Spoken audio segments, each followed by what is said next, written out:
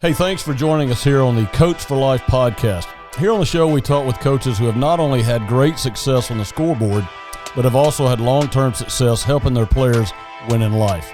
Coach, you have an incredible opportunity to make a lifelong difference in the life of your players. Don't miss it. 24 hours before the state championship game, our guest today did something that you'll want to hear about. 25 years ago as a quarterback, he led his high school to a state championship. And now he's the head coach at his alma mater. He's coached over 2,000 players during his career, some that have come from difficult places. Coach shares some powerful insights that have had a positive impact in the lives of his players. And my guest today, one of my former players and the head coach of the Clay Chalkville Cougars, Coach Stuart Floyd. My kids are out here, and I don't want you talking like that. Maybe there is something more in them that they don't even see. You know, little Billy's tired of baseball. He hates it now, actually, because you've been making him go since he was 6. A lot of them come from father-deficient homes. But it's another thing entirely to keep a family together. All right, our guest today, part of 3 state championships.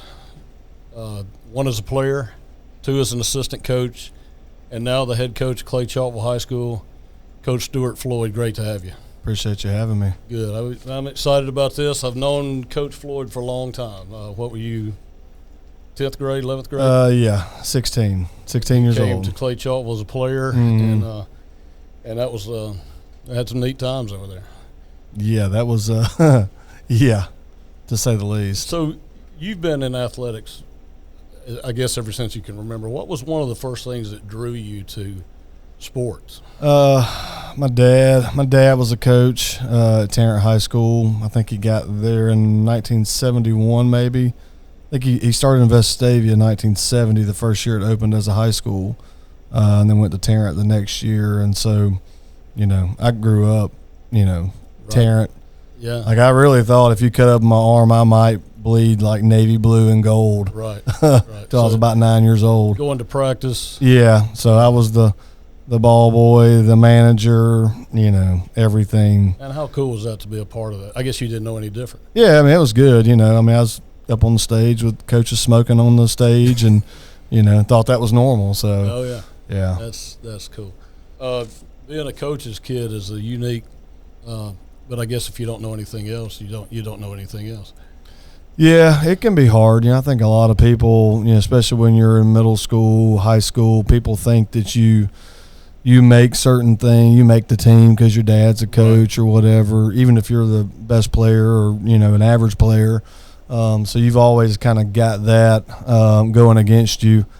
And you've also, a lot of teachers won't treat you like a normal kid either. You know, they always, right. You know, I'm going to tell your dad or something like that. So there's all, you know, my mom and dad were both at the school. And so couldn't really get away with anything. Right. But yeah, I mean, there's definitely some perks to it as well. But, you know, yeah, I've enjoyed it. And I think my kids enjoy it now. Yeah. So how do you incorporate them in what you do every day? Well, they you know, they go in summertime. They go with me every day. Right. One of them won't anymore because he's got summer workouts now. But he played center at 7-on-7 yesterday at Troy the whole day. So I mean, they're with me.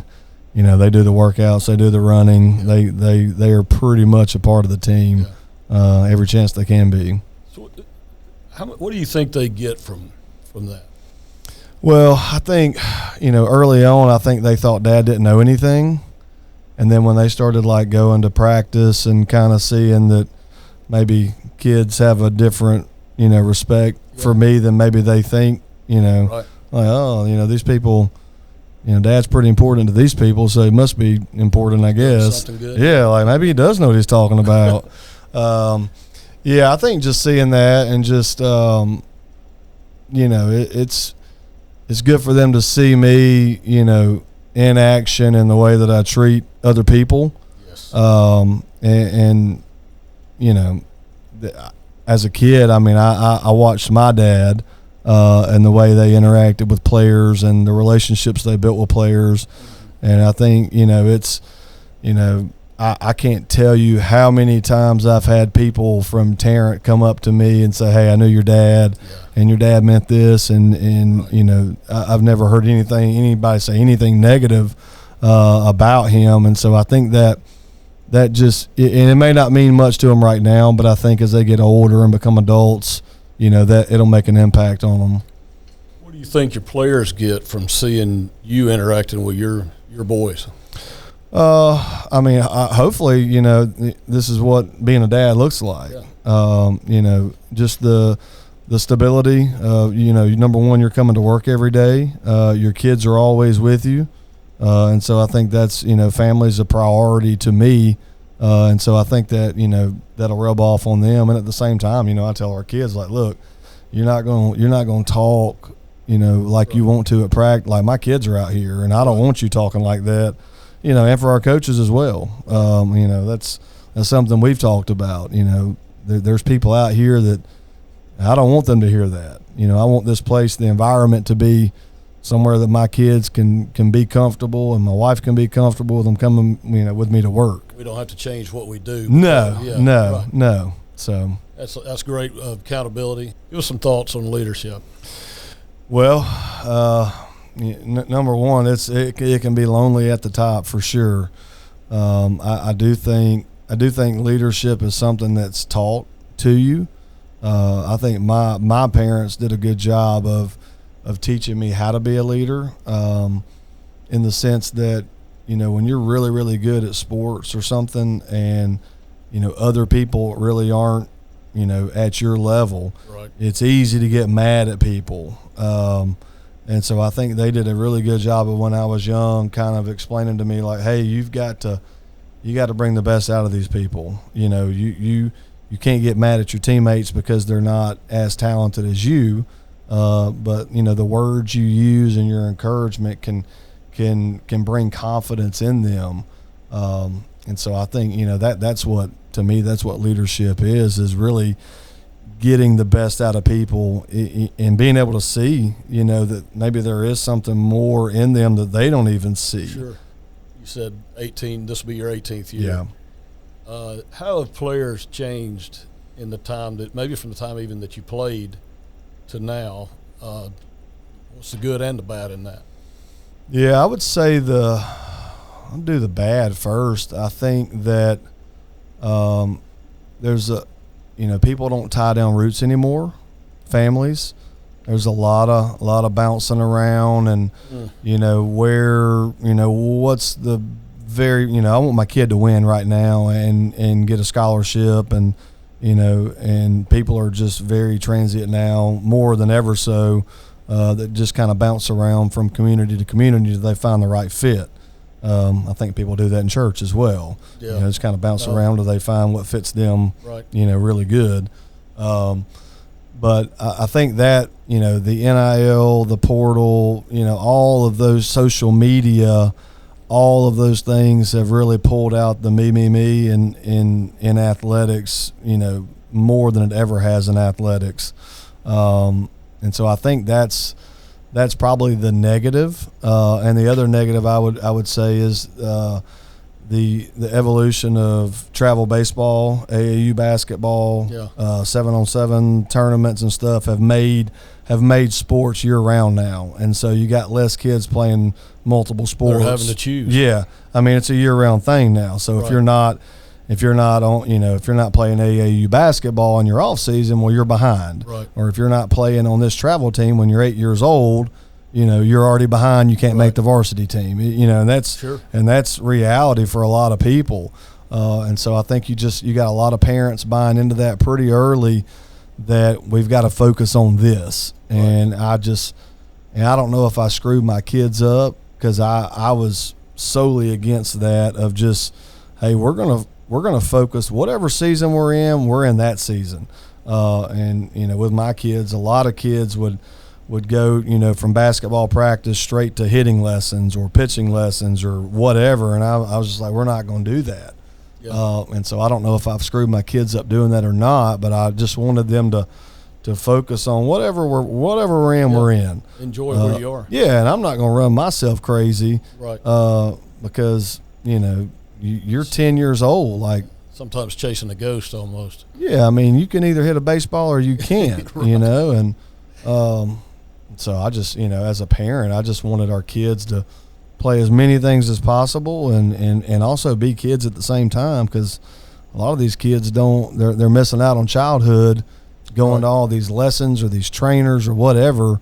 And, I think a lot of parents are going to find out hard in a few years, hey, little Billy's tired of baseball. Yeah. He hates it now. Right. Actually, because you've been making him go since he was 6. Right. Or his elbow's torn up because he's been throwing for forever. Right. And so I think that's the bad part about athletes, but there's a lot of good too. I would say the good is, for whatever reason, kids seem to be bigger, faster, and stronger now, more athletic. I think you've got, the access of, with social media and platforms where you can see, like if I wanted to get on there and see how Patrick Mahomes trains, I can see that. Right.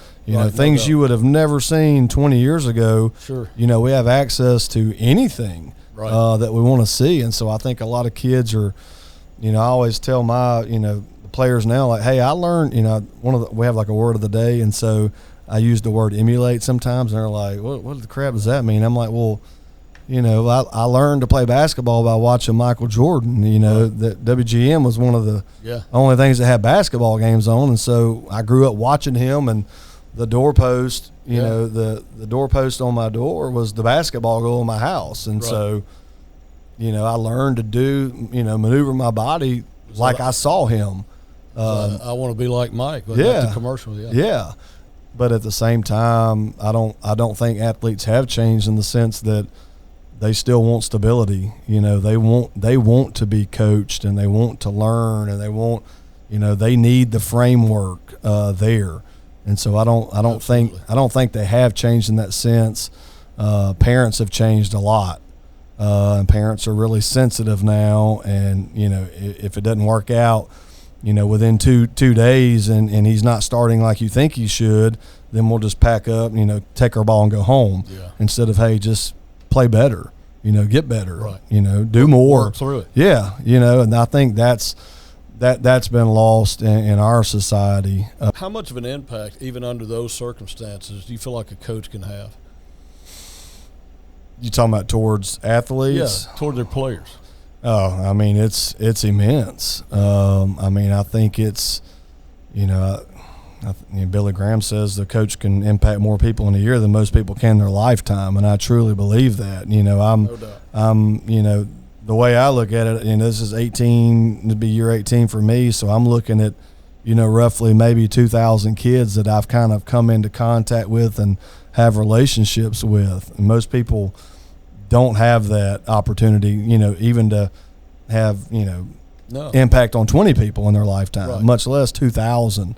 And you still got a while to go. Yeah, hopefully, God willing. But I think, and it can be a good impact or a bad impact. Sure. I think the negative words, the not believing in somebody to do something, or trying to push them to be better, or see the good in them, can go on for decades in somebody. Well, okay, so how do you convey that to your young coaches? Well, I think, that's something we talk about, when we had our first coaches meeting, really, when I kind of laid out, like, hey, these are my expectations of you guys, and it's not like we don't got to get personal with kids, and say things that just tear them down. Like you're either coaching or you're complimenting, and when I say coaching, like, you're correcting, right. and yeah, I get it. It can be hard at times, and frustration can come out in those conversations. But it doesn't need to be to the point where the kids, like, I don't like football anymore. I don't like you. Right. I don't even want to be here anymore. And I think once you get to that point, you've crossed over a line. Sure. And that, that can carry over for the next 20 to 30 years. I think that's just an expectation you got to lay out for coaches. Like, man, you gotta build a relationship with them, man. If you build a relationship with them, they'll do anything they can for you. They'll jump in fire, or do whatever, if they know you care. Shifting gears a little bit, how does your faith impact not just your daily life, but how you approach your job? Yeah, I mean, I think when I first started coaching, I was not like I don't want to say I didn't grow up in church. My family was very sporadic. A few times, maybe they had kind of seasons of in and out of church consistently. And then, I oddly, when I went to vacation Bible school that year and met my wife, I started going to church all the time, and so that's when they really got involved in church. And I think, and so I kind of, started to have this kind of foundation all the way through middle school and high school, but I wouldn't say it was solid. As soon as I got to college, I lost my mind and went crazy, and luckily, when I got back from college and reconnected with her, and then we get married and we find a good church, and all of a sudden, like, it seems like every Sunday my pastor's like looking at me and talking to me, and this is going on for months, and I'm like, man, I don't know, like I don't know that I'm saved. You know what I mean? And the fact that I don't know means I do know. Yeah. And so I wrestled with that for probably 6 months of just, am I not? If I was, I wouldn't have been living like this for the last 6-7 years. So, I don't think it was really until, I got saved, in my mind, in my heart, that, hey, like, you're a different person now. And so I think once that happened, I changed as a person. The things that I said changed as a person. I think my outlook on kids changed. Like, I got into coaching because that was really all I knew, was coaching. Yeah. I didn't really get into it for impact of kids. That's not true.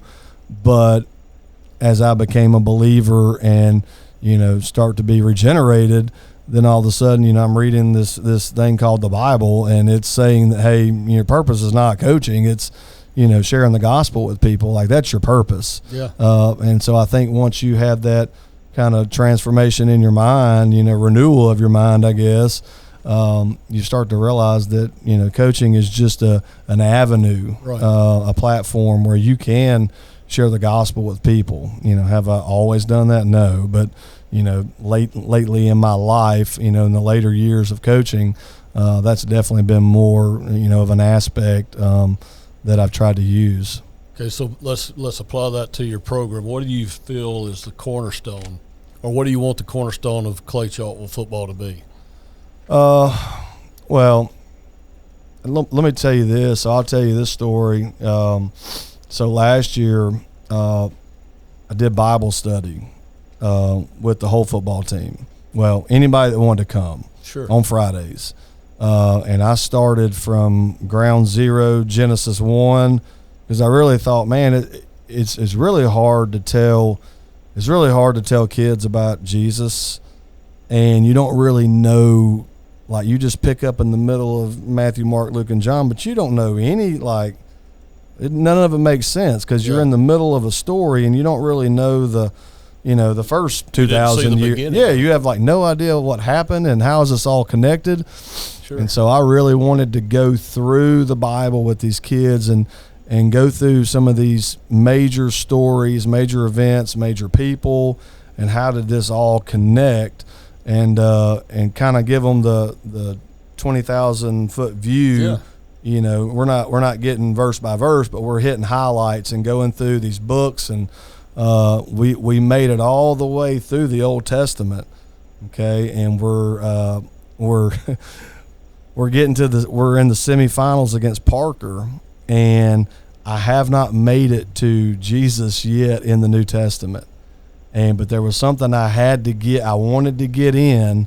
Like, we've already been in Babylon, and now we're about to come home, and I really wanted to get that part of the story in before I got to Christ coming. Yeah. And so I was like, Lord, please let us win, because if I don't win, like, you don't have we're not going to get to what this whole 14 weeks has been about. And luckily we won. And so that day, the day we played Saraland, basically was able to present the gospel. And that was a state championship. Yeah. Game, so yeah, that was special.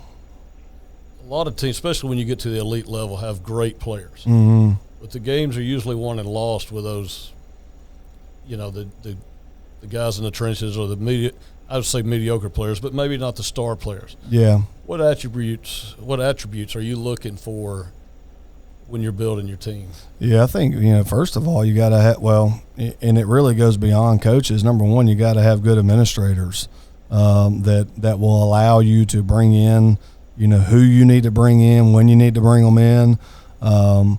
So that, having good administrators will be number one, and then obviously having good coaches that know their craft and that actually want to continue to grow in their craft. And you got to have a staff that can be good teachers. There's a lot of guys. I know some guys that they have great football minds, but they can't convey it to a 17-year-old kid to where he understands it. I think accountability is a huge thing. Getting the kids to, like, we try to get the kids to coach their position. Mm-hmm. Like, it's enough for me to coach you, but if this is not a player-led team, and this is the struggle every year, is can this be a player-led team? If this is a coach-led team, we can only take you so far, but a player-led team will get you over the hump a lot of times. So you get to, you have the opportunity and the stage to coach and be involved with young men that come from difficult places. Yeah. A lot of them come from father-deficient homes.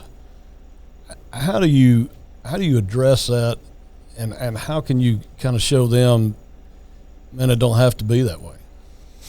Yeah, I think, number one, I think your coaches have got to kind of open up on maybe their life, because I don't think every coach on our staff has had a perfect cookie cutter life. Right. And so I've got some people, with me that have gone through some things. Coach McCall, his brother was murdered, just stuff like that. And so one of my teammates, a guy you coached. So I think we've got some coaches that they've gone through some difficult things. And so maybe kids can lean on. Transparent.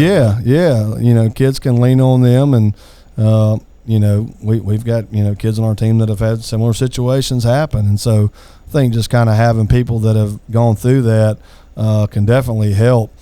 But I think, for me, like, when we do our character development stuff, and we're teaching these words and going through all these things, we're really, really, in tune with teaching them, number one, how to be a man. A man shows up every day for work. Whether it's good or bad, you got to show up. And it's like, and then the next day. Yeah. And it's like, and it's simple things like we take roll every morning, at 7, summertime, we take roll at 7:01, you're late, you're going outside and getting on that sled, and the way that we use that is, hey, like, when you're an adult, you don't just get to show up late at work. You don't have a job. Right. And you don't have a job, your wife's going to leave you, and she's going to leave you for your best friend who does have a job. That's right. And that's real life. Oh, it is. And I think that resonates with them because that is the truth, And so just using little bitty things to turn those into life things, I think that's important. And just how to be a man, how to be a husband, number one, and then if you do have kids, being a father. Yeah. And I think even beyond being a father is just, number one, having a family. Like, it's easy to just be a dad, or be a father or have a kid, but it's another thing entirely to keep a family together. And so I think that's one of the big things we try to hone in on. I think the more you're invested, and you're requiring your players to be invested in your program, they have to, they have a certain time they have to be there to practice. Yeah. The more you have invested, the harder it is to let go of something. Yeah.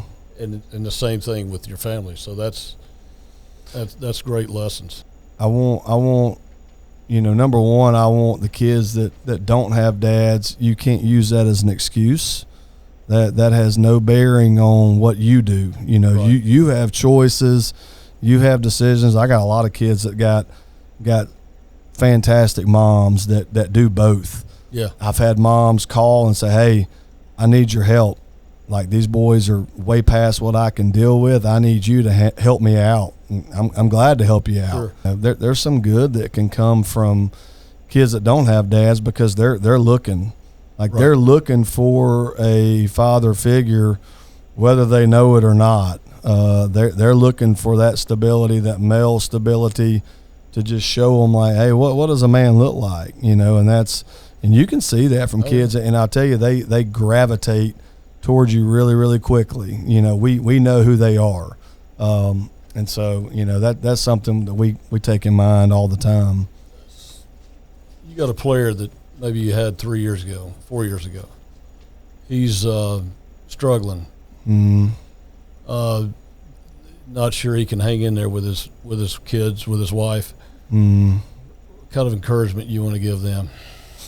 I mean, I think at first you gotta use kind of that next play mentality. Like, hey man, you got people depending on you, right? And so I don't think. I had a conversation with a friend recently who's, splitting up with his wife, and I just called him out of the blue, like, hey man, what are you doing? And he didn't want to really talk about it. Right. Yeah, man, I know life may be tough and things may get really, really rocky and bumpy. Look, I know, I've been there. But more than that, like, even if you don't like each other, try to stick together just for your kids. Yeah. I think that would go a long way because, statistically speaking, kids that come from broken homes, I think it's like 60 or 70% chance that they're going to end up in divorce. Yeah. And so I think when you consider that, I think a lot of times, people that split up homes think about themselves only and not their kids. Sure. You're not putting your kids first at all when you do that. And so I think if you'll just step outside yourself and say, hey, what's best for our kids? Well, what's best is to keep our kids together, to keep our family together. Then I think maybe you could work through some of your differences. I was impressed. We asked some of your former players to do just a tribute. And I got to see this yesterday, and we hope you enjoy. It's our gift to you, and we hope you enjoy it. And very impressed with what these young men and some of your former players, some of the guys you work with, had to say. I know that guy. He just showed me that it's important to lead people in a positive direction and to motivate people. And I really value our friendship, and I value your mentorship. 2018 you came in and just took me under your wing, loved me, cared for me. Hey Stuart, I just wanted to say I'm proud of you, man, and you have had a big impact on my life. I'm thankful to call you a friend. I've never told you this in person, but I just wanted to tell you thank you. Thank you for all you've done for me. You are a large part of why I am in the position that I am today. And after the game, you came on the field, you said you knew I could do it, and that meant a lot to me, Coach. I appreciate you a lot, man. This past season was great. I'm just glad that you was my quarterback, Coach, and I learned from you. It was great learning from you. You put all your trust in me. It's good. Coach, I would say this on behalf of, we could have gone on and on and on with people saying thank you. I want to encourage you to keep doing what you're doing and understand you are making a huge difference and having a big impact on young men, and those young men will have an impact on more young men. And just keep doing what you're doing. We're glad to have you as part of our podcast here, and we look forward to seeing what God does with your life and the influence that you continue to have on young people. Yeah, well, I appreciate it. All right. I don't think my young quarterback would. I don't think he would say that after yesterday, but Okay. no, that was good.